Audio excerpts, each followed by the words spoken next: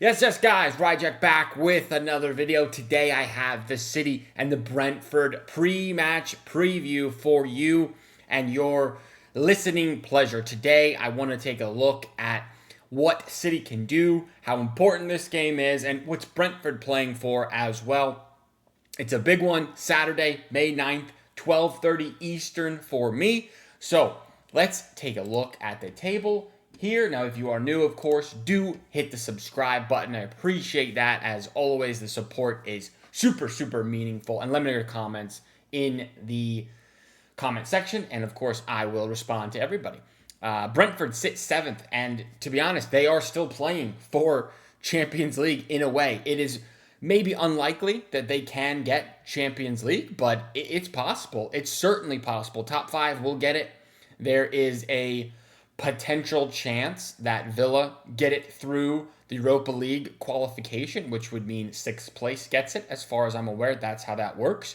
And they're certainly in the running for 6th place. 51 points for Brentford. So by no means have we reached the point where they'll be on the beach and playing for nothing. They've had an incredible season. I'd imagine this is one of their best seasons in Premier League history, Brentford.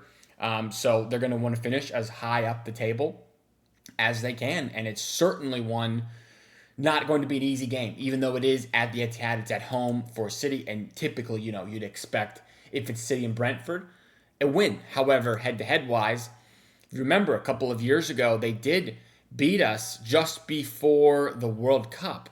Yes, 2022, 2-1, they beat us right before all the players left for the World Cup, and then again, they beat us in the same season twice that year. So Brentford are no slouches. We've done well recently. We beat them in the reverse fixture this year, 1-0 there. We beat them in the Carabao Cup as well. So we have beaten them 3 times already, but still, it's going to be a difficult game. If you look at their projected lineup, you have Kelleher, quality goalie, Coyote, a right back that City have been linked with pretty heavily.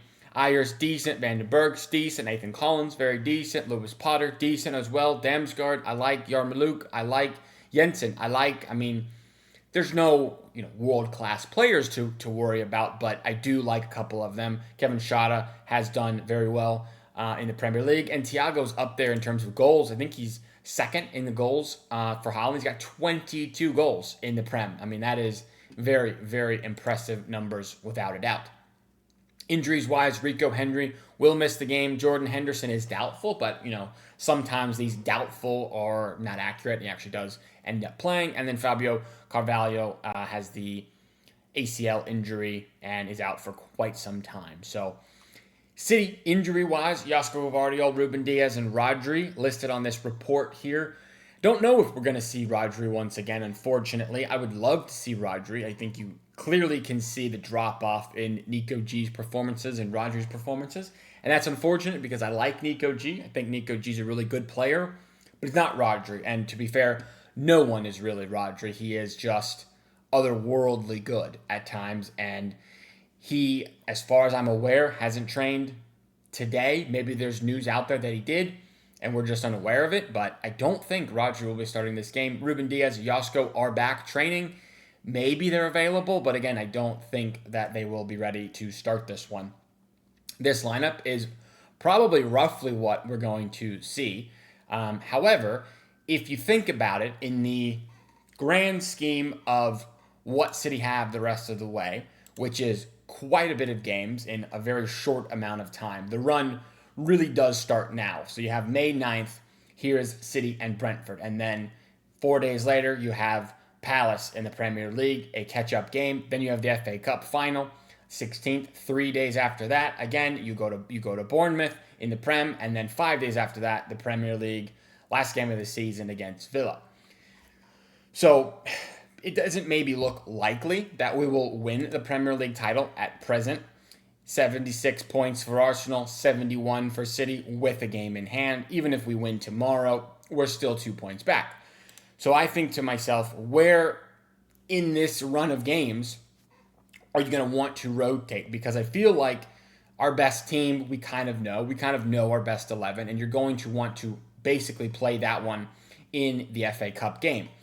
So maybe there's no rotation for this Brentford game and we rotate against Palace. Palace is a bit of an easier game than Brentford is, but potentially you could rotate a bit against Brentford and then go a bit heavier against Palace and go again against Chelsea. But 3 games in 7 days, you're certainly, in my opinion, not playing the same starting 11 all 3 of those games. And then, you play again 3 days after that, the Bournemouth game. So there should be a considerable amount of changes throughout these games. I don't know where you rotate, though. That's kind of my concern, I guess. So if I pull up the lineup builder here, I think there are some non-negotiables that we'll be playing, and I think we can maybe work it around from there. Holland is going to start. Donnarumma is going to start the game, of course, even if I and many of the fans are, Team Trafford now and think Trafford's impact is maybe better. I still think Donnarumma is obviously going to start this game. Pep loves Donnarumma, and regardless of the issues he may have, he is starting the Premier League games the rest of the way. And in the FA Cup, we'll see James Trafford. Center back wise, you have options. Maybe Nathan Ake can come in. Maybe John Stones can come in. Do you want to change something because of the really poor 3 goals conceded to Everton? Maybe there's something in that. I think a smart change might be Ryan Aït-Nouri coming into the side. He's had a pretty impressive season in the limited amount of games he's played, so I think a change there could be useful. Nico O'Reilly has seemed maybe a little bit tired, a little bit run down lately, so maybe moving him into midfield or giving him a rest is an option. Unfortunately for Nunez, I think Nunez might be one of the only players that is basically going to play every single game the rest of the way, because we really don't have another right back option unless you want to throw John Stones in there, which I feel like you don't. Not sure you want to throw Husanov in at right back because he offers you very, very little going forward, and that's not a knock on Husanov. I love Husanov. I think he's fantastic, but he doesn't really offer you much offensively when he's a right back. So I think if we're going to maybe make some changes, potentially there's a Mark Guéhi or Kusanov change. I think while Guéhi had a pretty poor moment, Husanov actually struggled a little bit more. So I'm going to go with John Stones at right back here, at right-sided center back, and I think he's going to partner Mark Guéhi there. Ruben Diaz is not quite ready. Nathan Ake probably has the lowest ceiling at this point of any of the center backs available. He just doesn't have the pace anymore. So I don't think both of them are coming out. But a game where John Stones can come in, I think is reasonable, in my opinion. Midfield is difficult as well because I don't think Rodri is available. I think Bernardo is probably a non-negotiable. He's going to play, even though he was pretty poor in the Everton game. And then I think it gets a bit dicey. Do you play Kovacic and Nico Gonzalez, which, is pretty diabolical in terms of midfielders getting forward, but that's a bit more solid defensively? Is Nico O'Reilly there? Is it just Nico G? Is Reinders going to figure out a way to get in the 11? That I don't know. So this is a bit more guesswork here because I'm not sure what you do to mitigate the loss of Rodri. And I don't think there's much you can do, to be honest. But Nico G is probably the best option with Bernardo there. I think that's what I will do. I kind of like the idea of seeing Tijani Reinders start this game. He has not played or started in quite some time. And he's a good player. I just think he's a bit played out of position. He's much better going forward than he is coming back defensively. So I would probably run this 3 in the midfield. I'd put Ryan Cherokee out on the right-hand side. That way he has to do a little bit less midfield work and is able to do a bit more creating final third and just focus on that, because it seemed like he had a little bit too much to do in the Everton game. And then out on the left, I don't think there's really any competition for Jeremy Doku coming off a 2-goal performance, and he was obviously the best player on the pitch for us.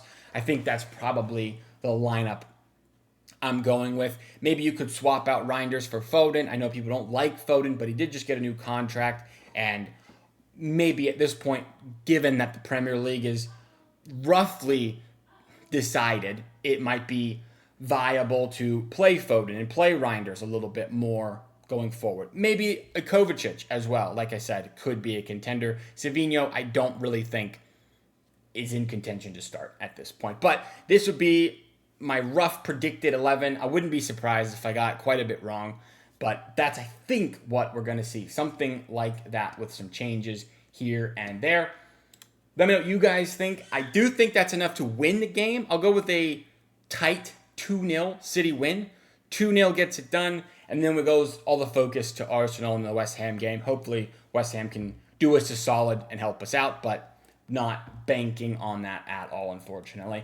Anyway, thank you guys for watching. I do appreciate it. If you are new, hit the like button, subscribe, and let me know your thoughts in the comments. And as I said, I will respond to everybody who comments, as I always do. Anyway, thank you guys for watching. See you in the next one. Peace.